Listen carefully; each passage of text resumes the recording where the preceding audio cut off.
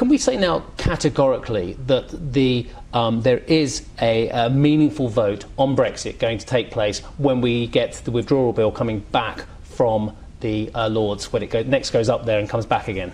Well, you're getting into details of parliamentary process there. The key things are that there will be an opportunity for Parliament. There's different roles here. The government determines policy, and the government obviously needs parliamentary support to be able to implement that policy.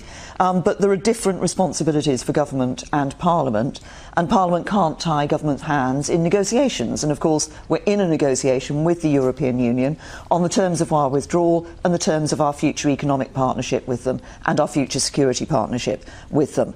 And I'm very clear also that Parliament can't overturn the vote that was taken by the British people to leave the European Union. But we're putting this EU withdrawal bill through, and the reason we're doing this is to give businesses the certainty of knowing the basis on which they'll be able to operate the day after we leave the European Union compared to the day before. So bringing EU law into UK law so that for businesses they'll see a smooth transition, they'll be able to continue operating, and they'll know the basis on which they can do that. But sorry, Prime Minister, on that point being the same question really, have you now agreed with those 12, 15 MPs who were potentially going to vote against you? Have you now agreed to give a meaningful vote to Parliament towards the end of this process? Well, there have been various clauses put in the bill. There is always going to be what I consider to be a meaningful vote in Parliament. Obviously, there's been a lot of argument about what that means. What I've done is recognise that there were concerns about the nature of the bill itself, about how this was expressed in the bill. We're talking to those colleagues about the bill, and as I have said today, we'll bring a further amendment back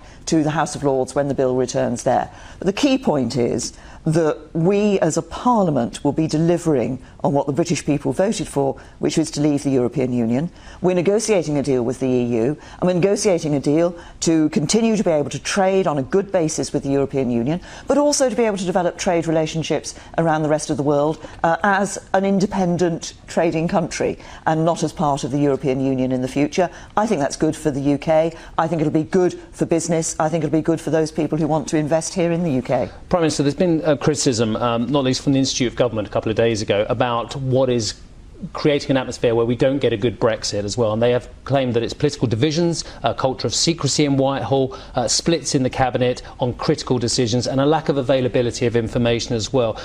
Did you as Prime Minister take any of those criticisms on the chin and say, I understand where they're coming from as well, and I am still the woman, the person to lead us through Brexit regardless of those criticisms, and in fact I'm going to hear those and I'm going to move on having heard those and acted upon it? Well, let's look at what the government has done in terms of the information we've made available to people. Last summer we published a whole series of papers about our thoughts on various aspects of withdrawal. We've continued, I've made speeches which have set out our position. We've continued to publish documents, documents on the withdrawal agreement, documents on, for example, we agreed a joint document with the European Union in December on the rights of EU citizens living here in the UK, our financial settlement for the future, and various other issues.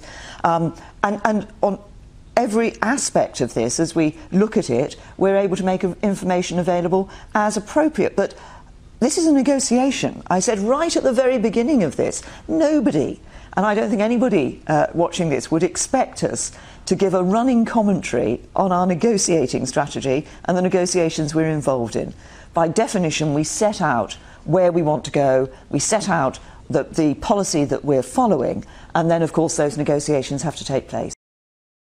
Hey there, thanks for checking out CNBC on YouTube. Be sure to subscribe to stay up to date on all of the day's biggest stories. You can also click on any of the videos around me to watch the latest from CNBC.